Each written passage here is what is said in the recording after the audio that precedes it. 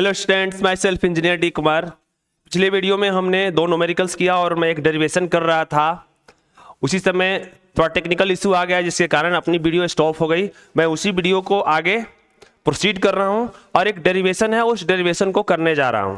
थोड़ा ध्यान से देखिएगा इस डेरिवेशन को और अच्छे से समझने की कोशिश कीजिएगा। चलिए हेडिंग लगाइए इस डेरिवेशन का,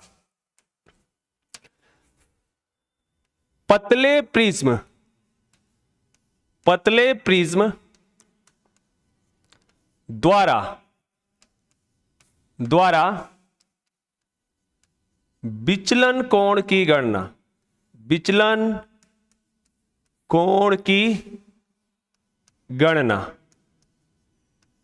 ठीक है, पतले प्रिज्म द्वारा विचलन कोण की गणना। थोड़ा सा इंग्लिश में लिख लेंगे, डेविएशन बाय थीन प्रिज्म। ये आप हेडिंग लगा लें, ठीक है। और इसमें मैं एक फॉर्मूला निकालने जा रहा हूं, डिराइव करने जा रहा हूं फॉर्मूला को, और आप अच्छे तरीके से इसको क्या करेंगे, समझेंगे और प्रैक्टिस करने की कोशिश करेंगे। चलिए ठीक है, उम्मीद करता हूं कि आप हेडिंग लगा लिए होंगे। मैं डेरिवेशन करने जा रहा हूं, थोड़ा ध्यान से देखिएगा। चलिए सबसे पहले डायग्राम बनाते हैं। डायग्राम, ये अपना एक प्रिज्म हो गया, इसकी एंगल को हमने क्या मान लिया, ए, ठीक है। और इसके अपवर्तनांक को हमने क्या मान लिया, म्यू पी। यहां पर लिख लेंगे, चूंकि डेरिवेशन है तो हर चीज को लिखना जरूरी होता है। माना प्रिज्म कोण ए है तथा प्रिज्म का अपवर्तनांक म्यू पी है।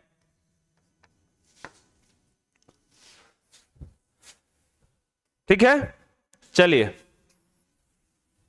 अब यहां से किरण आरेख बनाते हैं कि क्या होगा। देखिए यहां से फिर उसी तरीके से किरण आरेख एरे जाएगी। सबसे पहले जब अपवर्तन माध्यम चेंज होने की कोशिश करेगा, मैं सबसे पहला काम क्या करता हूं, ये, ठीक है। अविलंब हमने खींच लिया, फिर यहां से अब ये विरल माध्यम, ये सघन माध्यम प्रवेश कर रही है तो थोड़ा सा अविलंब की ओर झुक जाएगी, तो ये अपना रे इस तरीके से। फिर यहां पर एक अपवर्तन, तो मैं क्या करूंगा, फिर अविलंब खींचूंगा ताकि पता चल सके कि ये रे किधर जाएगी, अपवर्तन के बाद। ठीक है, और ये विरल माध्यम है और विरल माध्यम से ये सघन माध्यम है और सघन माध्यम से किरण किस में जा रही है, विरल माध्यम में जा रही है। तो अविलंब से क्या होती है, दूर भागती है। तो यहां से मैं क्या कर लिया, इस तरीके से ये किरण आरेख, इसको हमने बोला आई, इसको बोला मैंने R1, इसको बोला मैं R2, और ये बोला निर्गमन कोण, एंगल ऑफ इमर्जेंस।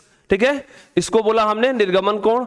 और इस तरह के डायग्राम हम पिछले डेरिवेशन में भी बनाए थे, ठीक है। और वहां से हमने प्रिज्म का इक्वेशन निकाला था। अब वो चीज हम करने नहीं जाएंगे, डायरेक्ट उस फॉर्मूला का हम यूज करने जाएंगे। अब यहां से देखिए हमारे पास डेल की वैल्यू आई थी, क्या आई थी, del is equal to I plus E minus A. Clear, ये फॉर्मूला हम निकाल पाए थे इससे पहले, ठीक है। और एक फॉर्मूला और थी अपने पास, A is equal to R1 plus R2। इसका हम सहारा लेंगे। क्लियर, इसका सहारा लेंगे इस डेरिवेशन को करने के लिए, जैसे न्यूमेरिकल में भी हमने किया था, इस फॉर्मूला का हमने सहारा लिया था। अब देखिए स्टूडेंट्स, किसी तरीके से मैं E निकाल दूं और अपना काम क्या हो जाएगा, क्लियर। अरे आई पता है, ए पता है, और यहां से ई की वैल्यू को हमको क्या करना है, निकालना होगा। और ई की वैल्यू जो भी आएगी इस इक्वेशन में हम रखेंगे। हमारी आई की वैल्यू दी गई है, आई की वैल्यू भी हम कुछ इक्वेशन से निकालेंगे, ई की वैल्यू भी निकालेंगे, और ए की वैल्यू आपने दिया हुआ है। क्लियर, चलिए यहां पर दो अपवर्तन हो रही है, ठीक है। थोड़ा सा एक और डायग्राम में मैं फुलफिल कर देता हूं ताकि आपको कंफ्यूजन ना हो। ये मुख्य पथ है किरण की, अगर प्रिज्म नहीं होता तो किरण ऐसे जाती, अब प्रिज्म है तो दो बार अपवर्तन के कारण किरण ऐसे जा रही है। तो ये अपना जो कोण है, ये अपना कोण जो है यही विचलन कोण है। और चूंकि ये प्रिज्म जो है बहुत पतला है, तो पतला है तो किरण भी क्या होंगी, उपाक्षीय होंगी। तो यहां पर डेरिवेशन मैं चालू करता हूं। चूंकि प्रिज्म क्या है, प्रिज्म पतला है, इसलिए I tends to 0, R1 tends to 0 और R2 टेंस टू 0 और E भी टेंस टू 0। वाह, ये कंडीशन आपको समझनी होगी। पिछले में ये कंडीशन नहीं थी, पिछले मोटा प्रिज्म की बात हो रही थी और यहां पर क्या हो रहा है, पतला प्रिज्म। तो पतले प्रिज्म की जब बात हो रही है स्टूडेंट, तो ये एंगल जितने भी होंगे वो क्या होंगे, उपाक्षीय कोण होंगे, छोटे कोण होंगे। और ये पूरे ऑप्टिक्स में हमारे सिलेबस में क्या है, उपाक्षीय किरण के बारे में स्टडी करना है। तो उपाक्षीय किरण तो छोटे छोटे आपतन कोण, तो छोटे छोटे अपवर्तन कोण, तो छोटे छोटे अपवर्तन कोण यहां पर भी, यहां पर भी, यहां पर छोटे से आपतन कोण तो छोटे छोटे निर्गमन कोण। तो इस कंडीशंस को हमको क्या करना होगा, अप्लाई करना होगा, और ताकि फॉर्मूला हमारा इजीली निकल सके। क्लियर? तो I टेंस टू 0, यहां से एक फॉर्मूला हमने आपको बताई थी, लिमिट साइन I, अगर I टेंस टू 0 है तो इस कहानी को हम लगभग I के बराबर लिखते हैं। मैथमेटिक्स है, बायोलॉजी वाले स्टूडेंट्स इसको समझेंगे। अगर limit sine I tends to 0 है तो इसको हम I लिख ले जाते हैं, और लिमिट साइन R1 इसी तरीके से होगा और R1 टेंस टू 0 होगा तो इसको हम लगभग R1 लिख पाएंगे, कोई दिक्कत नहीं है। तो ये हो गई थोड़ी सी आपकी बेसिक्स। मैं पहले ऑफलाइन क्लासेस में भी ये बात हमने आपको बता दी है, इसलिए मैं थोड़ा सा याद दिला रहा हूं। बाकी इसकी हम कोई डिस्कशन नहीं करेंगे, डायरेक्ट फॉर्मूला अप्लाई करेंगे। क्लियर? चलिए, ये चीज आपको जाननी होगी कि प्रिज्म पतला होगा तो क्या कंडीशन आएगी। तो प्रिज्म जब स्टूडेंट्स पतला होगा तो ये कंडीशन आएगी, उपाक्षीय किरण की बात होगी, छोटे अपवर्तन कोण, छोटे आपतन कोण, छोटे फिर आपतन कोण, फिर छोटे निर्गमन कोण, यानी कि I tends to 0, R1 tends to 0, R2 tends to 0, E tends to 0। यही कंडीशन है पतले प्रिज्म और मोटे प्रिज्म में, ये बात आपको ध्यान रखनी होगी। चलिए, यहां से प्रकाश की अपवर्तन एक बार हो रही है, फिर यहां पर भी हो रही है। तो दो अपवर्तन के लिए जैसे न्यूमेरिकल्स में हमने पीछे किया हुआ था, उसी कहानी को फिर हमने दो बार अपवर्तन का इक्वेशन निकालेंगे, I की वैल्यू निकालेंगे, E की वैल्यू निकालेंगे और A की वैल्यू आपको दिया गया। हमने मान लिया है कि माना कि प्रिज्म का कोण A है तथा प्रिज्म का अपवर्तनांक क्या है, μp है। तो हम यहां से प्रथम अपवर्तन के लिए इक्वेशन को लिखना चालू करते हैं। तो प्रथम अपवर्तन के लिए अगर हम सूत्र लिखना चाहें तो क्या होता है इक्वेशन स्टूडेंट्स, यहां से पहला अपवर्तन यहां हो रहा है तो यहां से इसको हम एयर मीडियम मानेंगे और यहां पर भी एयर मीडियम, ठीक है। तो mu A sine I equal to mu P sine what R1। Clear? यहां से म्यू ए की वैल्यू क्या हो जाएगी, sine I equal to mu P की वैल्यू म्यू पी और यहां से साइन R1। क्लियर? अब देखिए, सिंस म्यू एयर की वैल्यू 1 हो जाएगी और ये R1 तो ठीक है, यहां से 1 रख दिया, sine I equal to mu P into R1। चूंकि I टेंस टू 0 है और R1 टेंस टू 0 है, तो इस पूरे सिस्टम को साइन I लिमिट लगा करके I टेंस टू 0 है, तो मैं मैथमेटिकली इसको I लिख सकता हूं, यानी कि I साइन I को हटाकर I लिख सकता हूं। और इसी कहानी से limit sign R1 tends to 0 है स्टूडेंट, तो इस कहानी को मैं क्या लिख सकता हूं, R1 लिख सकता हूं। Is it clear? क्लियर? चलिए, अब यहां से आगे चलते हैं स्टूडेंट्स। यहां से क्या हो जाएगा, इस इक्वेशन को देखिए तो अपने पास क्या एक इक्वेशन बन के आएगी, I equal to what mu P into R1। देखिए, अब यहां से भी साइन I की वैल्यू I हो गई। देखिए, इस कॉन्सेप्ट को यूज किया हूं क्योंकि प्रिज्म क्या है स्टूडेंट, पतला है। मैं बार बार बता रहा हूं, ये बात समझिएगा। प्रिज्म पतला है तो उपाक्षीय किरण की बात होगी, और उपाक्षीय किरण जब होती हैं तो ये इक्वेशन हम हर जगह डेरिवेशन में लगाते हैं, और यही क्या मैं आगे भी इस इक्वेशन को लगाने की कोशिश करूंगा। ठीक है, तो ये ध्यान रहे ये बात। ठीक है, तो ये म्यू ए साइन I जो है अपना क्या हो जाएगा, म्यू की वैल्यू 1 हो गई, साइन I बराबर I हो गए। तो इस पूरे सिस्टम के जगह हमने क्या लिख दिया, I लिख दिया, और यहां से साइन R1 के जगह हमने सिर्फ R1 लिख लिया। अब ये अपने पास इक्वेशन नंबर फर्स्ट, इस इक्वेशन को हम क्या कर लेंगे, मार्क कर लेंगे। I की वैल्यू हम निकाल पाए हैं, क्योंकि इस इक्वेशन को मैं फर्स्ट मानूंगा, ये चीज चूंकि हम ये निकाल चुके हैं और इसको मैं इक्वेशन नंबर 2 मानूंगा। क्लियर? चलिए अगेन मैं क्या करता हूं, द्वितीय अपवर्तन के लिए इक्वेशन लिखता हूं। तो द्वितीय अपवर्तन के लिए इक्वेशन लिखता हूं, तो द्वितीय अपवर्तन